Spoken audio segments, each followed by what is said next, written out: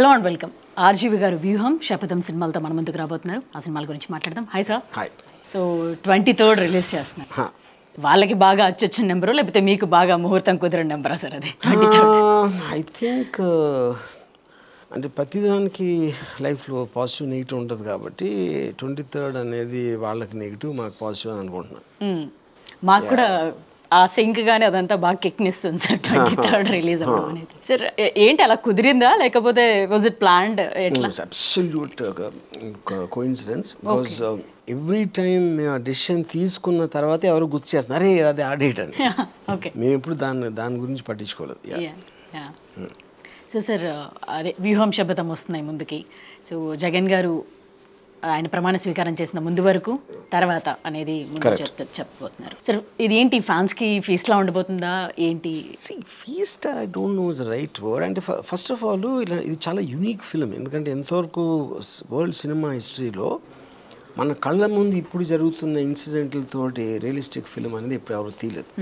You know అంటే లక్ష్మీ ఎన్టీఆర్ కూడా ఇప్పుడు 25 సంవత్సరాల క్రితం జరిగిన కథ అది. So most of the time మీరు హిస్టరీలో రియలిస్టిక్ ఫిల్మ్స్ అనేది 10 ఏళ్ళు 20 ఏళ్ళు వెనకాల తీస్తారు.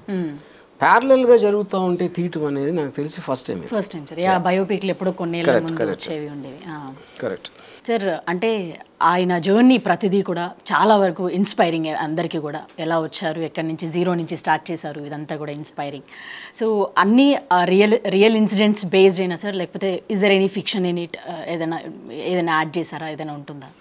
ఫిక్షన్ ఇప్పుడు రియల్ అనేది చాలా టెక్నికల్గా చెప్పాలంటే రియల్ అని ఎవరికి తెలియదు ఎప్పుడు. మనం పబ్లిక్ డొమైన్లో ఉన్న ఏదైతే ఇన్ఫర్మేషన్ ఉందో వాళ్ళు చెప్పటం, ఇది చేయటం, రాయటం, లేకపోతే డిబేట్లో చూడటం, దాన్ని బట్టి మనకున్న సోర్సెస్ ద్వారా కొంత ఇన్ఫర్మేషన్ తెలుసుకుని డాట్స్ కనెక్ట్ చేస్తాం. ఇప్పుడు రియల్ అంటే ఇప్పుడు మనం లేము కదా, ఎవరు లేరు, చూసేవాళ్ళు లేరు, తీసేవాళ్ళు లేరు అది జరిగినప్పుడు. So obviously it will be a certain perspective on based on the information on the public domain. Sir, what if I ask you what are the highlights of the film అని అడిగితే కనుక, లేకపోతే మీకు బాగా this episode came out so well or అన్నట్టుగా? Highlight I don't think is Chandrababu Naidu's character and Pawan Kalyan. Okay. Yeah. Sir when I saw the trailer అంటే అవి చూసినప్పుడు పీకే గారికి ఏంటి సార్, బాల్ ఒకటి ఇచ్చి నొక్కుతూ ప్రతి షాట్లో బాల్ నొక్కుతూనే ఉన్నారు. ఏంటి బాయ్? అంటే because all the time he feels stressed, he looks stressed, అందుకని ఒక స్ట్రెస్ బాల్ గిఫ్ట్గా ఇచ్చాను. మీరు యాడ్ చేస్తారా? Okay sir. ఇంకా అంటే దీంట్లో లోకేష్ గారి పాత్ర కూడా ఏమైనా ఉంటుందా సార్? అంటే ట్రైలర్లో ఏం చెప్పలేదు, ఆయన కోసమే ఇదంతా చేస్తున్నారు అనేది. ఉంటుంది కానీ ఉండదు. ఓకే, అంటే అదే మీరు చూడాలి, సినిమా చూడాలి. ఓకే. మరి రీసెంట్ డేస్లో మీరు ఇచ్చిన చిన్ను మున్ని బేబీ అని కానీ లేకపోతే ఇదంతా కూడా తను కూడా ఏదో నేను కుర్చీ మడత పెడతాను అది రీసెంట్గా అని అంటున్నారు. సో మీకు ఎట్లా అనిపించింది? ఇప్పుడు అదొక నార్మ్ అయిపోయింది. మాట్లాడితే వార్నింగ్లు ఇవ్వటం, కొడతా, నరుగుతా, ఎర్రబుక్కు, ఇవన్నీ I think it's become a joke ఆనెస్ట్గా. మీరు ఒక ప్రశ్న కూడా వేశారు, ఈ బేతాళ ప్రశ్నకి ఆన్సర్ ఆయన కన్నా తెలుసా లేదా అని చెప్పి కూడా మీరు ఒకటి మాట్లాడారు. అంటే డెఫినెట్గా దాని తర్వాత బూత్తో ఎండ్ అవుతుంది అనే విషయం అందరికీ తెలుసు. వాళ్ళు ఇవన్నీ ప్రమోట్ చేయడం కానీ లేకపోతే చూడడం కానీ పబ్లిక్ డొమైన్లో ఎట్లా అనిపిస్తుంది సార్ అది? సో అదే అంటే ఇప్పుడు నాకు జెన్యున్గా ఇప్పుడు సిబిఎన్ గారు చదువుతున్నారు, see that. So he just read what was written there and I'm sure he doesn't know the meaning. లేకపోతే ఆయన ఏజ్లో ఆయనకున్న ఎక్స్పీరియన్స్కి అలాంటి మాట వాడతారని నేను అనుకోవట్లేదు. ఎందుకంటే it's completely out of character. అంతకుముందు ఎప్పుడు నేను వినలా ఆయన అలా మాట్లాడటం. I think it's genuinely a mistake which oversight of the writer, speech writer రాసిన వాళ్ళు.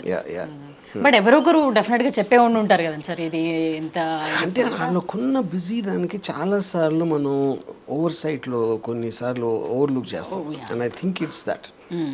ఎందుకంటే ఇప్పుడు ఆయన అంతకుముందు ఏ స్పీచ్లో కూడా ఇప్పుడు అలాంటి వర్డ్స్ వాడలేదు సార్. అండ్ మీరు ట్రైలర్లో చంద్రబాబు నాయుడు గారిని ముసలి లేకపోతే వీటన్నిటి తర్వాత కంపారిజన్ చేసిన తర్వాత ఎవరైనా ఉన్నారు అంత కన్నింగ్ ఆర్ సంథింగ్ అని చెప్పేస్తే ఆ థర్డ్ క్యాట్ నెక్స్ట్ ఆయనకి ఇచ్చారు.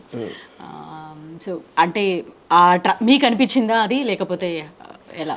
I always felt that. ఎందుకంటే it's got very non blinking eyes ఆయన అది కాకుండా ఎప్పుడు మీకు ఫుల్ స్మైల్ ఉండదు సివిఎన్ గారికి, జస్ట్ తెచ్చి పెట్టుకున్నట్టు, వెరీ ఆర్టిఫిషియల్, అది రీచ్ అవ్వదు, ఐస్ కూడా రీచ్ అవ్వదు.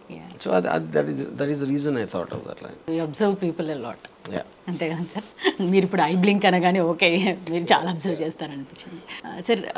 ఆ క్యారెక్టర్స్ అందరూ కూడా చాలా సిమిలారిటీస్ వాళ్ళంతా ఇదిగా ఉన్నాయి.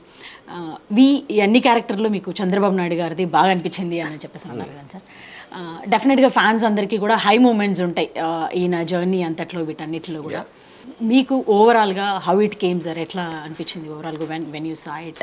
లేకపోతే ఎవరు చేస్తున్నప్పుడే you have that clarity? I think it's not correct, because since I was the person who made it, it is not possible for me to have a very objective లో చూసి ఒక సినిమాగా ఫస్ట్ టైం చూసిన ప్రేక్షకుడికి ఎలా అనిపించడానికి chance ఉంది అనేది నాకు చాలా కష్టం అవుతుంది.